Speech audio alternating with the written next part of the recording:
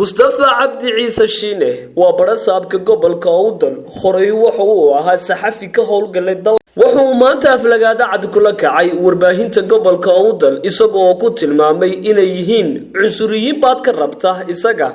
intaasina waxa uu ku sii daray inuu isagu ahaa wariye baad horay uga soo qaadi jiray mas'uuliyiintii ka talin jirtay dalka xukuumadihii Maxamed Xaaji Ibrahim Cigaal iyo Daahir Riyaale kadib markay warbaahintu maalmihii ugu dambeysay soo bandhigtay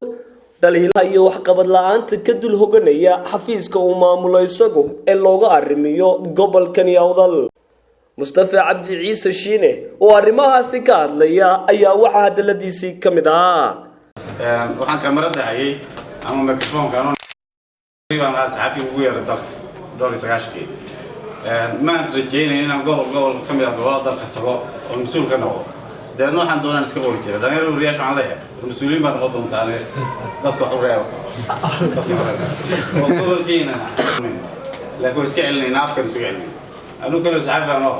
سحافي كحرم معلوم بقال دونا وليك دونا ورورين دونا يو معلوم بفعلين دونا تنصوف سحافي كحرم بيش كتير معلوم بفعلين دونا كم بعد يجي دوني بعد يجي لي معي حرام يجي هل كانوا بعض اللي كما قالوا أنا كسر غالي تري نيجي تركيني ما بقى واحد ضمطة شيء وكفر حامر على وجهه واحد مرقاتهم ما أنت كتير واحد كتير ما أنت سيفو شيء أما بين بشيء هم بنوضم تبصر كان شيء ما أنت تكتير سلاسل أيام مفروض نوضم أما بين نوضم كل الله كان